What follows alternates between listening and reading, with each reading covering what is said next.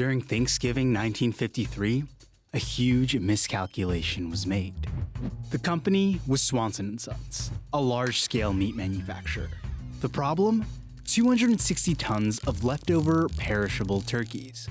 The solution? Freak the heck out. Nobody at the company knew what to do. While they tried to come up with a plan, they stored the 260 tons of turkey on 10 refrigerated railway cars. They shipped those railway cars back and forth from the Midwest to the East Coast in order to keep the electricity on and the freezers sufficiently cold so they didn't waste all that extra food.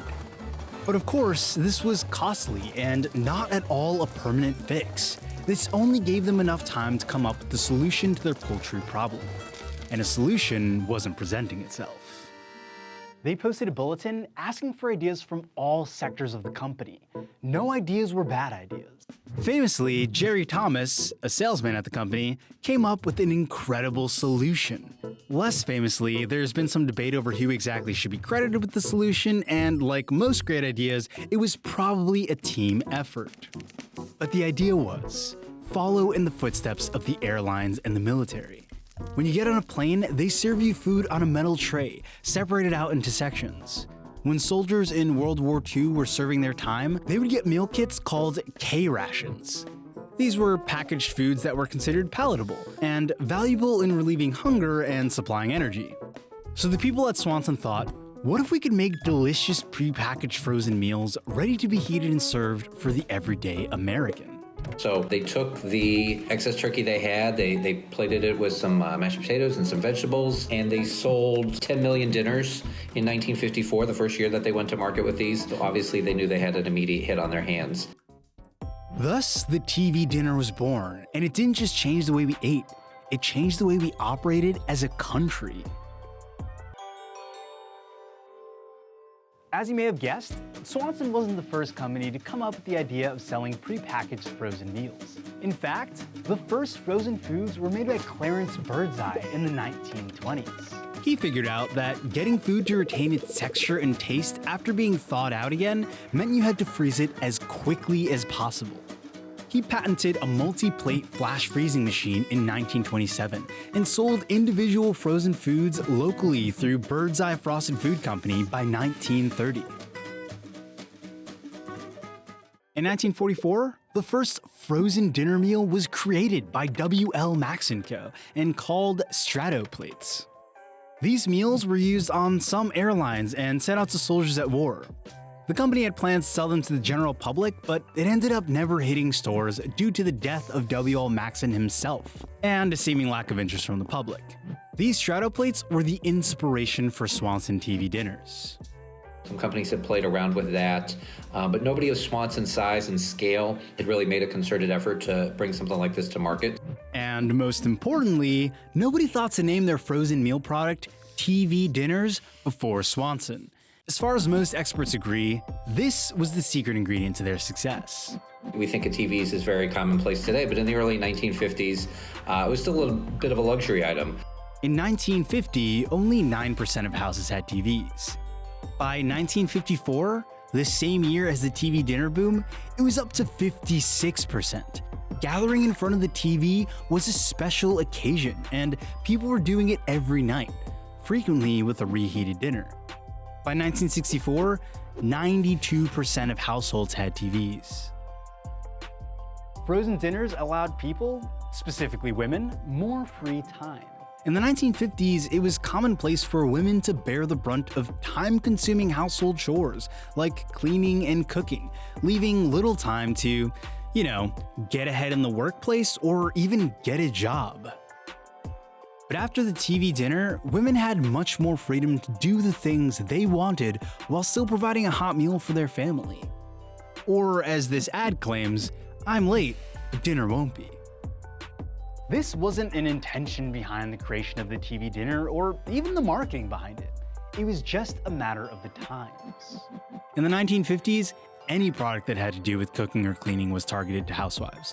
But the impact it had on women's freedom shouldn't be understated. On the negative side, TV dinners also encouraged people to not interact with their family, which was usually done at dinner time. but instead to sit in front of the TV while eating, a trend that continues today. According to a survey conducted by OnePoll in 2018, 72% of us watch TV while we eat, and many say that it's more enjoyable than eating with family or friends. In the same study, it was also found that eating in front of the TV gives way to some unfortunate habits, like being surprised by how much food you snack on and how quickly you consume that food. Television makes us ravenous creatures.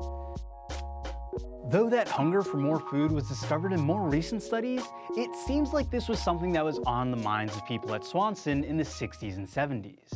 After frozen meals swept the nation with unforeseen popularity, the brand kept working to improve the product.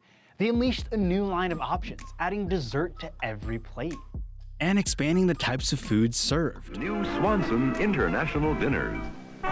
German, Chinese, Italian, Mexican style. They really drove that point home in 1962 when they dropped the TV part of TV dinners. The company felt like they were limiting people from believing that these frozen meals could be eaten at any time of day, so they rebranded. They also expanded into frozen breakfast. Later, they unveiled the Hungry Man, a double-sized version of their frozen dinners for the people who just couldn't get enough. While we've mostly focused on just one brand of frozen dinners, it's important to note that there were many others. Frozen meals were by no means cornered by Swanson. They were just the brand that did it first. Their explosive popularity led to a saturated market with a lot of brands that you probably know, like Totino's Pizza Rolls, Lean Cuisine, Banquet, and Stouffer's. From the 80s and onwards, seemingly not much has changed about frozen meals. New brands have cropped up targeting different audiences, more flavors and flourishes have been added, and there's been a slight focus on making foods healthier. But executives agree that overall, they've remained relatively unchanged since the 20th century. Which wasn't a problem for them, because frozen meals continued to turn a profit year over year. But this stagnation could be one of the reasons why, since 2008, there's been a steady decline in the market for frozen meals. Some analysts believe it's because frozen meals have gotten pricier, and while convenience is helpful, it's hard for people to pay more for an unchanged and widely believed to be unhealthy product. Whether or not frozen meals actually are healthy isn't as important as the perception that they're not, especially by young eaters who have been eating them less and less. Older people, however, still gobble them up. That's not to say that the whole industry is on a downward spiral towards death and destruction, because that doesn't seem to be true either. The way we eat just seems to be changing. More frequently, people are looking to frozen foods to make just part of their meal. Like fresh rice and chicken with frozen broccoli cooked into the mix, or frozen strawberries for a smoothie. In this way, they can still be healthy and yet not have to make everything from scratch. So there is still a market for frozen foods. And in fact, frozen meals are starting to pick back up in popularity. In 2018, the Wall Street Journal reported that revenue from frozen meals jumped up 5%. This is the first sign of growth in many years. Executives believe that this is due to the fact that companies are really taking strides to update their frozen meals from their dated 80s backdrop to 21st century sustenance. They've also expanded the types of food they offer, working to cater to different dietary restrictions. Frozen meals exploded in popularity in the 1950s. Though people might have fallen out of love with them for a little while, it seems like they're avoiding freezer burn and rising in popularity once again.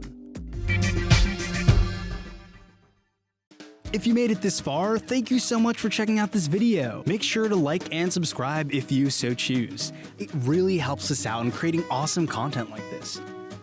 If you're looking for more nuance, we've left some links in the description below for the articles that we use when researching this video.